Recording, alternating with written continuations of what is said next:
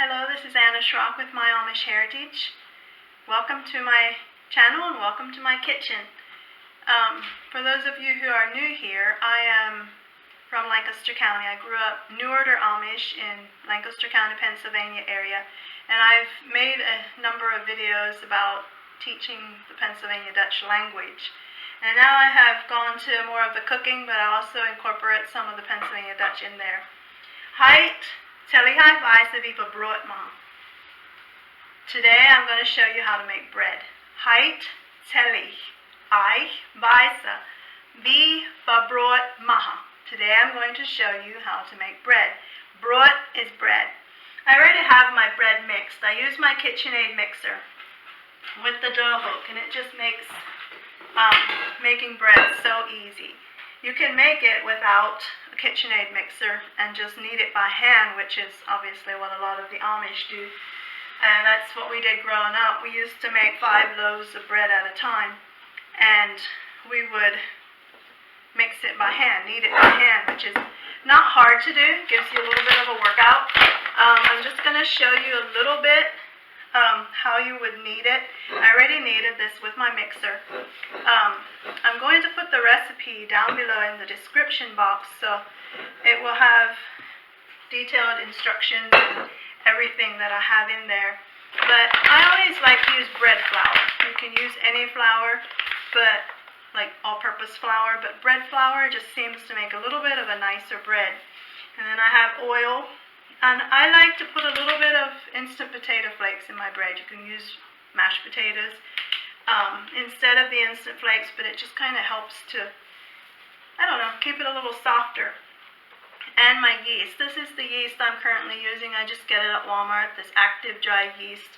I like to get the cakes that you can buy at the bulk food stores, but I have not been getting to the bulk food store as often. But this is basically how you knead the bread. You just kind of keep folding it over each other and just punch the back of your hand there, kind of your wrist, into the bread and just keep working it just like this. So obviously doing that for about 5 minutes can give you a bit of a workout. So if you have a KitchenAid mixer, it is so handy to just mix it in there. Mine just makes 2 loaves. I make 2 loaves at a time, that way it fits into my mixer bowl, otherwise it wouldn't fit. Then when you get it out, after it has risen for a while, I usually go ahead and butter my hands, just so the dough doesn't stick to your hands. And I divided it basically in half. It's not a big deal if it's not perfectly in half, but you just take it and you just I kind of just make it into a little round disc.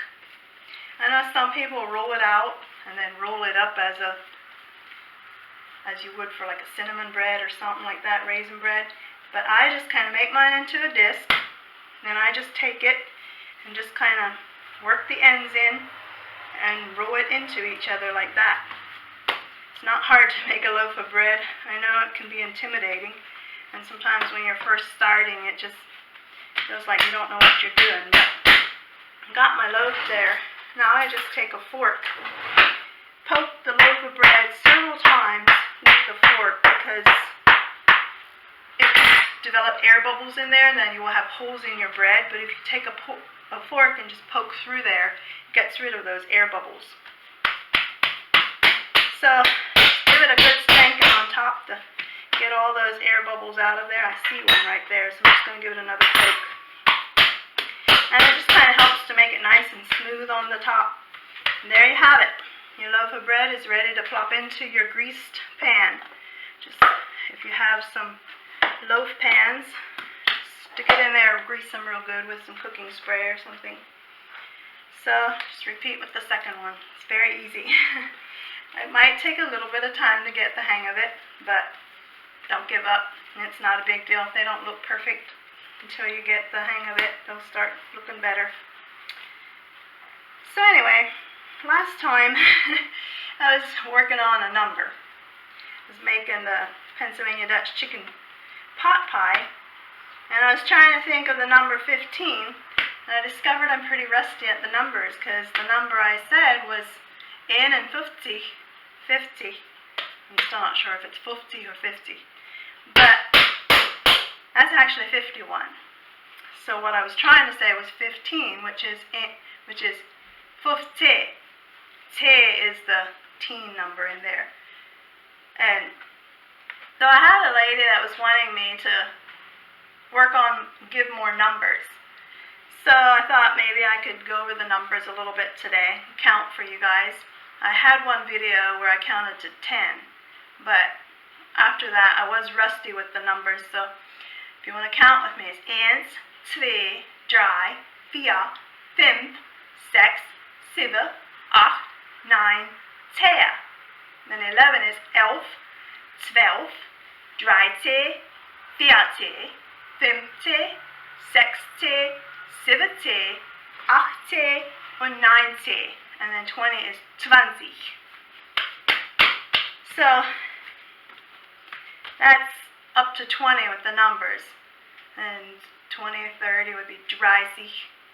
And PA Dutch 101 has a lot of the numbers, so you can find them there as well. So there I have the second loaf in there.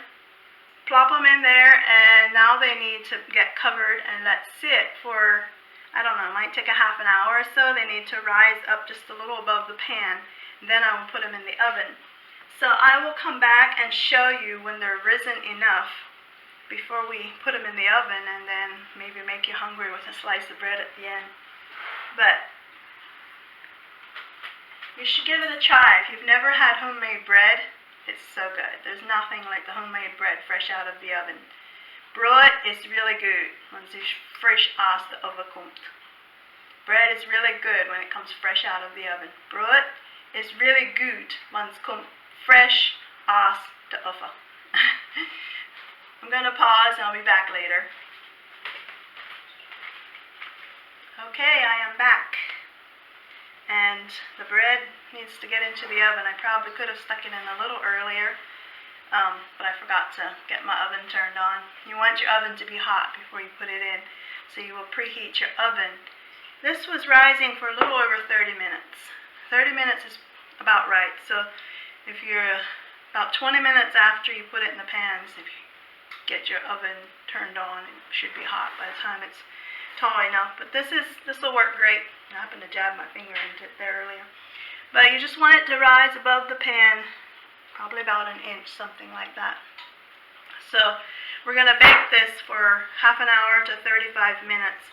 Sometimes it depends on how thick your pan is as to how long you want to bake it. These are pretty thick pans, so I have to bake it a little bit longer. So ik zou this bakken van half stund. I'm going to bake this for half an hour. Stund is an hour. Half is half. Ik zou this bakken van half stund. Trying to say my English words in there.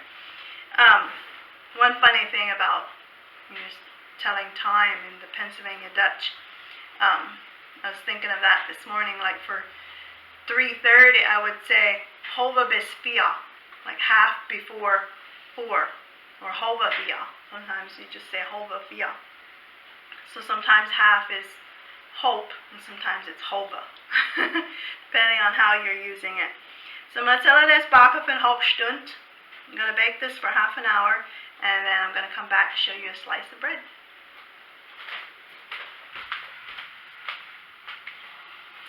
So I got my bread all done. Out of the oven, I've spread a little bit of butter on the top, and it's looking gorgeous. It's got a little wrinkly looking with the butter on top, but it turned out great. I baked it 35 minutes. Now, one way you can tell if it's done for sure or not, because I said like sometimes if your pan is thinner or thicker, it might need a little more or less baking time. If you get it out of the oven and you just go like that, especially at least if your pan was well greased, it should pop up. If it doesn't want to pop up, it's probably not completely done. So I'm just going to go ahead and dump these out of the pan. Just let them rest in there for a little after they're finished baking. Now they're ready to eat. And there's no better bread than straight out of the oven, still warm. It tastes amazing. And y'all should smell my house right now too. It smells so good. Fresh bread baking just smells so heavenly in the kitchen. So I'm just going to cut off the crust piece there, and we've got an amazing slice of bread right there. So I'm going to put the recipe down below. Give it a try. I can't wait to taste the bread. Vi kan ett vara för dess testa. Have a nice evening. Hoppas tjäna over.